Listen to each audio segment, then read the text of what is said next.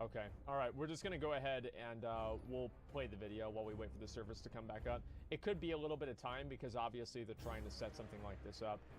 Okay. Let me just mute the music on this too real quick, and then we'll get this started. Okay. System, sound. Okay. There we go. Sorry about that, guys. It's kind of disappointing that we missed out on it, but fuck it. Let's go ahead and watch the video real quick. Where'd you level first? Obviously a warrior. Okay, so what's the plan? Whenever we find out Warcraft is tomorrow, then we do SM Cath. We do SM Cath or I level engineering, one or the other. I haven't decided. It depends on what's going to happen. Okay, let's get it done. Factor crap, loot items, and mounts. Now, whenever you're talking loot, this is whenever I get serious. This is whenever shit get real. So I'm pretty sure I'm going to get all of these right. I just want to let you guys know that's what's going to happen.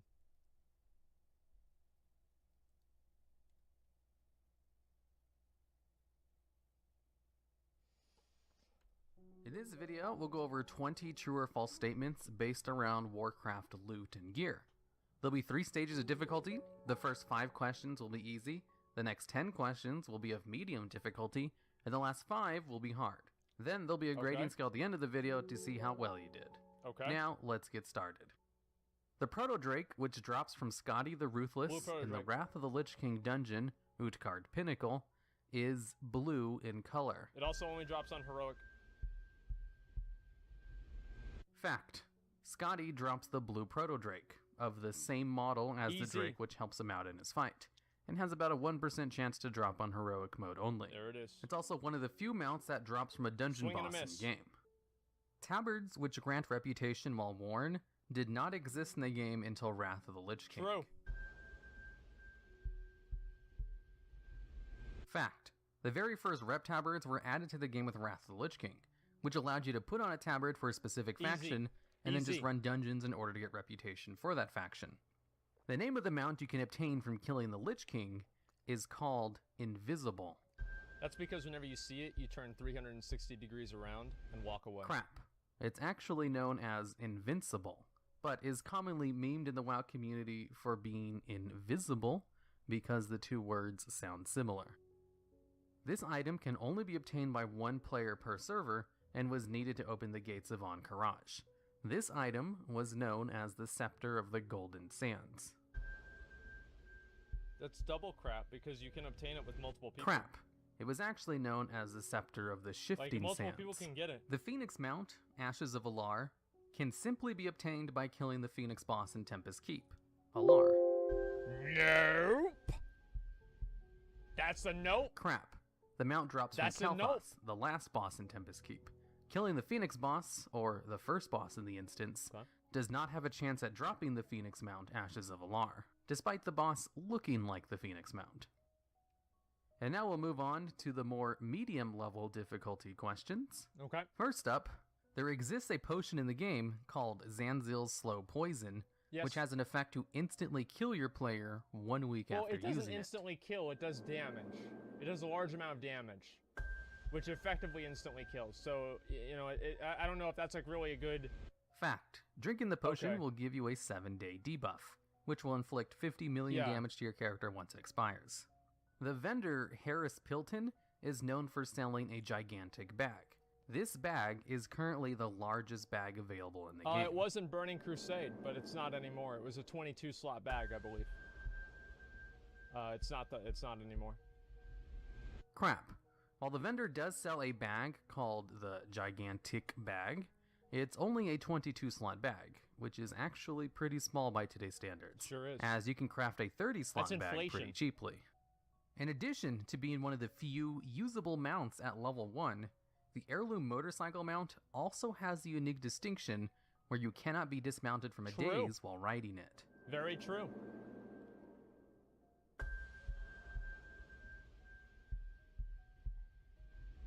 Fact. As of making this video, the Heirloom Trike is the only mount which has an innate ability to not dismount you from a daze. But who knows if this will go away once they release mount equipment. Yeah, you're technically a passenger. It's also unique in being one of the few mounts which doesn't auto-change its riding speed, so it only ever goes at an increased 60% movement speed and never goes up to 100%. If it didn't, it'd be That's OP. because you don't need riding skill in order to use it, and can use it from level 1. There once existed one mount in the game that was so rare, only one person ever owned it. That's happened twice, actually, so that's actually not true. It's an incorrect question. There have been multiple times where only as a mount has existed, and only one person Fact, had access the to it. fluorescent green Mechanostrider was accidentally given to a player in 2006 by a GM trying to give him back. They also gave another kid a Ashes of Alarm mount and called it Peep's Whistle because he had like cancer or something. It was a Make-A-Wish Foundation. So you count this one and also that one too. So it'd be actually 2 times, technically. A different mount he accidentally deleted. The player was allowed to keep this mount for years until his account got banned and the mount was taken away.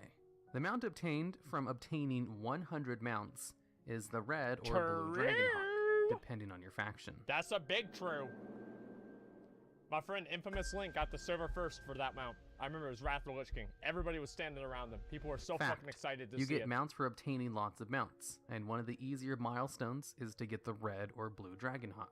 In Vanilla WoW, some raid bosses could drop gear or equipment that was quite literally useless for the raid team. That's actually true. And had to be either vendored or disenchanted. Because the Shaman gear could drop if you were in Alliance raid. And so it would be effectively useless. Fact, with Shamans being a Horde-only class and Paladins being an Alliance-only class, if your raid team got exclusive gear for either of those classes, and you were of the opposite faction, no one could actually use it. And also, since there was no such thing Don't as forget about that one too. raiding, or there's never been such a thing, I never thought of that. Both factions would equally get useless pieces of equipment on the regular, so it was usually just sold or disenchanted. The first ever mount added to the Blizzard store was this mount, the Celestial Steed. True. True. Fact, the first ever store mount was the Celestial Steed, more commonly known as the Sparkle Pony, and there was lots of contention over this addition, as it actually gave a lot of in-game advantages, since the mount would be mailed to every single new alt character you made, meaning you didn't have to spend gold for your first mount, scaled with your riding skill, and could even fly once you hit Outlands and Northrend. No other mounts in the game could do that when it was released, before all of those features became pretty much standard later on in WoW's history. Nowadays, store mounts are basically just cosmetics and give no in-game advantages. The Penny Pouch, the smallest bag in the game, only has 3 inventory slots. I don't know if that's true or not. I think it only has like 2, actually. I'm pretty sure it has 2. Crap. The Penny Pouch only has 1 inventory slot, and is obtained during the Hollow Zen holiday event. Has almost so I did technically get that one right, because this is a true-false distinction. So, saying that it does not have 3 is false. Part of this, no, listen. So this is a true-false thing. Knowing something isn't right is technically a correct answer, even if you don't know what the right answer is.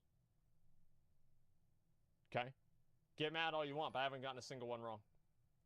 Trash item since it's basically useless. Quivers and ammo pouches used to increase your ranged attack speed while they were equipped. This ranged attack speed increase also affected wands, which were considered ranged weapons. I don't even know if that's true or not. I have no idea. I'm gonna say that's crap, but they couldn't even equip wands, so why would that even matter? Crap. Yeah. Quiver and ammo pouches only increase the range attack speeds of guns, bows, and crossbows. Yeah. The on-use effect of the Fangs of the Father legendary daggers was to grant the rogue a slow fall effect. True. That's a true. Fact. Easy. The class, which takes reduced fall damage, that quest line was got a fucking slow amazing. fall effect I love put on that their quest legendary line. weapon, which allowed them to sprout dragon-like wings. And now we'll move on to the last 5 harder questions. Okay. The Ray tier armor set, called Dreadnought's Battle Gear, was a tier set designed specifically for combat rogues. Of course it was. Of course, tanking combat roads in Max Ramus. It's obviously tier 3 warrior gear from Max Ramus. Crap. It was actually designed for warriors, as Blizzard doesn't make Ray tier armor for specific specs. Obviously. They only do whole classes, or used to anyway. That was an easy one. Drinking a Noggin Fogger elixir has a chance to produce a random effect when you drink it. Now, here is the fact or crap statement. The following 3 effects are possible outcomes when drinking the Noggin Fogger elixir. Your character will transform into a skeleton, your character will breathe fire, or your character will gain the slow fall effect. Like, I don't think you can breathe fire. I think that's Dragon Breath Chili. Yeah. Crap. Your character does have a chance to have one of the 3 random effects, except one of the random effects is not to breathe fire. Yeah, it's Dragon Breath Chili. It is instead for your character to turn tiny. So the 3 random effects are skeleton, tiny character, or the slow fall effect. Legendary item Thoridol, the Stars of Fury, has a special effect. I thought these were supposed to be the hard questions. That's fucking easy. That's a true. Magical arrows. That's a true. Yeah, that's a fucking true. Fact. This legendary bow was the only weapon in the game which didn't require ammo before ammo was removed in Cataclysm. Although its magical arrows didn't really give it a huge bonus. It was more of a legendary item with a pretty neat convenience instead. That's basically the only item included in the backpack of all brand new level 1 characters is the Hearthstone. I mean, that seems to be true, yeah. I mean, like, well, wait a minute. Like, the only item included in the backpack... Fact. All brand new players only have the Hearthstone in their bags. They used to also have food and drinks in their bags, but I think those were removed from the starting characters' bags in either Mist of Pandaria or Warlords of Draenor. Yeah, nowadays... Gem slots used to have a color associated to them in order to obtain a bonus. True. Some gems could count as multiple colors. Now, here is the question. Green gems used to provide bonuses for both red and blue slots. Wrong. Green was yellow and blue, I think. Crap. Green gems provided bonuses for yellow and blue slots. The gems which provided multiple colors had colors which were a combination of red, blue, and yellow main color slots. So, mixing yellow and blue creates the color green. I never understood that. So a green gem could be used as either a... I don't know how, I really don't know how green happens. I've never understood green. Like, I get orange. Orange makes sense. Like, purple makes sense. Kind of. But, like, green? That shit makes me want to believe in God. That's how much it doesn't make sense to me. A yellow or blue gem slot in order to fulfill that pieces of equipment sockets bonus. Whereas purple gems were used for red and blue slots. Alright, and that's the end of the quiz. I'll have a grading scale on screen to see how well you did. If you managed to get all 5 hard questions correct, go ahead and give yourself 1 bonus point. So, if you got 18 or more questions correct, you are a expert. Or, if you got 11 21. or less, then you are not. I got 21, now, a big boys. Part of the reason I make these videos is to watch WoW streamers play them on their streams. So if you're one of those people watching this video, go ahead and tell your chat to subscribe to this channel, as that's probably the best way to support these videos to make sure more of them get made. Smart guy. Smart guy. Alright, I'll link his chat. I'll link his channel. What a smart guy. There you go. Give him a fucking sub right there. Okay, please do that because we need to keep this content coming, okay? Like, see, yeah, now he's learned and he's playing into the meta. That's a very, very smart guy. Listen, all these questions were fucking easy. I think the fact that I got every single one of these right without even any sort of a question in my mind about it being true is a pretty good way to tell where my mindset and where my priorities lie. I don't care about the lore of the game. I don't care about the history of the game. I don't care about the players of the game. I care about the fucking loot. So whenever you get down to the items, whenever you get down to the fucking stuff, I care about that. And I'm gonna get every single fucking one right, okay? I go in there, I've got a list of items in my notepad document. I don't have a list of players in a raid. I don't have a list of friends. I got a list of loot, all right? And that's just the way it goes. Dreadnought's Battle Gear, sub him. You know what? I'll sub him on my alternate channel, okay?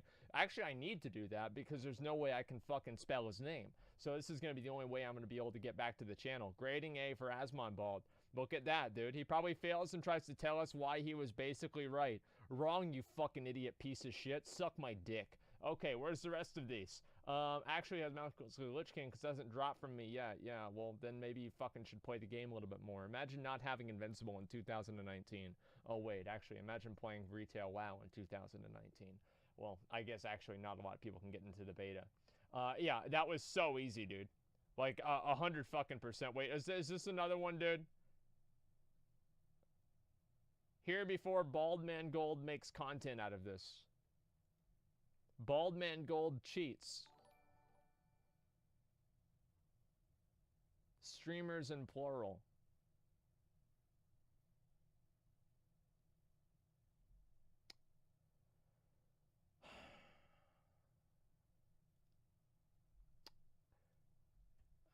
Everybody's talking about me.